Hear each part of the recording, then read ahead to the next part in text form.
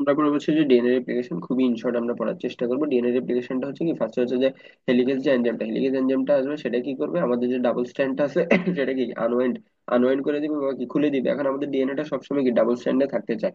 এই জন্য যখন হেলিকেজ এনজাইমটা ডাবল স্ট্র্যান্ডটাকে খুলবে তখন তারা বারবার জোড়া লেগে যাওয়ার কি একটা টেন্ডেন্সি থাকে। এই জন্য তখন আমাদের কাজে আসবে কি এসএসবি বা সিঙ্গেল স্ট্র্যান্ড বাইন্ডিং প্রোটিন। সেটা কি করবে, স্টেবিলাইজ করবে আমাদের যে আনউন্ডেড প্যারেন্টাল ডিএনএটা আছে সেটাকে স্টেবিলাইজ করবে, যাতে কি একে অপরের সাথে তারা জোড়া না লাগে। তারপর হচ্ছে আমাদের যে প্রাইমার, দুইটা প্রাইমার আসবে। এখন আমাদের প্রাইমার গুলো সবসময় কি থ্রি প্রাইম এন্ডের দিকে থাকে।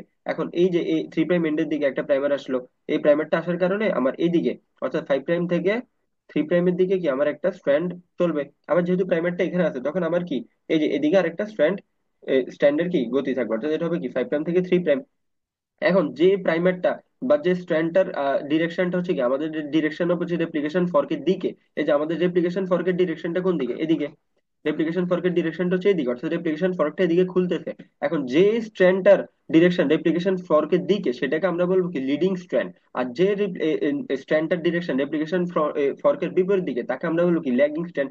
এখন ল্যাগিং স্ট্র্যান্ডের ক্ষেত্রে হয় কি বারবার প্রাইমারটা যুক্ত হওয়ার কারণে ওকাজাকি খন্ড দেখা যায়। এখন বারবার কেন প্রাইমারটা যুক্ত হতে হয়, আমরা যদি দেখি যে এটা একটা কি আমার, এখন এখান থেকে কি আমার এটা হচ্ছে আমার রেপ্লিকেশন ফর। এখন এদিক থেকে কি আমার একটা লিডিং স্ট্র্যান্ড যাচ্ছে 5 প্রাইম থেকে 3 প্রাইম। এখন আমার ল্যাগিং স্ট্র্যান্ডটা কোন দিক থেকে কোন দিকে যাবে, এটা হচ্ছে 5 প্রাইম থেকে 3 প্রাইম।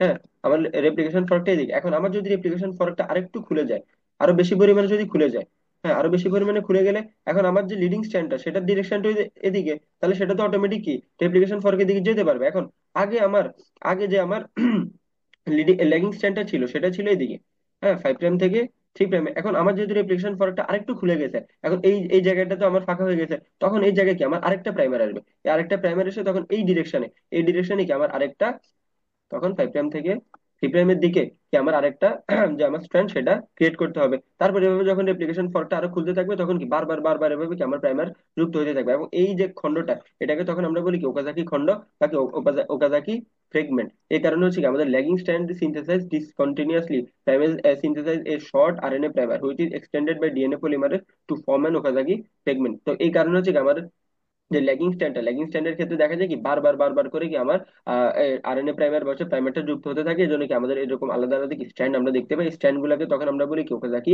ফ্রেগমেন্ট। তারপর হচ্ছে লাস্টে এসে কি আমাদের আরএনএ প্রাইমারটা আছে সেটা কি রিপ্লেস হবে ডিএনএ দ্বারা। তারপর আমাদের ডিএনএ যে লাইগেজ এনজাইমটা আছে, ডিএনএ লাইগেজ এনজাইমটা কি এই প্রত্যেকটা যে ফ্রেগমেন্ট আছে প্রত্যেকটা ফ্রেগমেন্টকে যোগ করে একটা আলাদা স্ট্যান্ড তৈরি করে দিবে, এবং এই স্ট্যান্ডটাকে আমরা বলবো কি ল্যাগিং স্ট্যান্ড। আর যে স্ট্যান্ডটার ডিরেকশনটা হচ্ছে কি আমার এই যে রেপ্লিকেশন ফর্কটা এদিকে খুলতেছে না, তো এই রেপ্লিকেশন ফর্কের দিকে থাকবে তাকে আমরা বলবো কি লিডিং স্ট্যান্ড। আর যেটার ডিরেকশনটা রেপ্লিকেশন ফর্কের বিপরীত দিকে থাকবে তাকে আমরা বলবো কি ল্যাগিং স্ট্যান্ড। আর ল্যাগিং স্ট্যান্ডের ক্ষেত্রে হয় কি বারবার আমার প্রাইমারটা যুক্ত হতো, এবং কি বারবার যুক্ত হওয়ার কারণে আলাদা আলাদা এরকম কি আমাদের ফ্রেগমেন্ট তৈরি হয়। এই ফ্রেগমেন্ট গুলোকে তখন আমরা বলি কি ওকাজাকি ফ্রেগমেন্ট। তো এই কারণে হচ্ছে মেইনলি কি আমাদের ওকাজাকি ফ্রেগমেন্ট গুলো আমরা দেখতে পাই। কারণ হচ্ছে যেহেতু এটার ডিরেকশনটা আমার হচ্ছে কি রেপ্লিকেশন ফর্কের বিপরীত দিকে থাকার কারণে, এবং রেপ্লিকেশন ফর্কটা যেহেতু অনবরত খুলতেছে, তাহলে ওই যে যে ফাঁকা স্পেসটা, এই যে ফাঁকা স্পেসটা, এই ফাঁকা স্পেসটাতে যখন কি আরেকটা প্রাইমার আসে, প্রাইমার এসে কি আমার আরেকটা ফ্রেগমেন্ট তৈরি করে। এভাবে যখন আরো খুলতে থাকবে এদিকে কি আমার আরেকটা প্রাইমার আসবে, আরেকটা ফ্রেগমেন্ট তৈরি হবে, এদিকে কি আরেকটা প্রাইমার আসবে, আরেকটা ফ্রেগমেন্ট তৈরি হবে। এবং প্রত্যেকটা ডিরেকশন কি সবসময় 5 প্রাইম থেকে 3 প্রাইম মুখী হবে। আমাদের প্রত্যেকটা স্ট্যান্ডার্ড ডিরেকশনটা হচ্ছে কি আমাদের 5 প্রাইম থেকে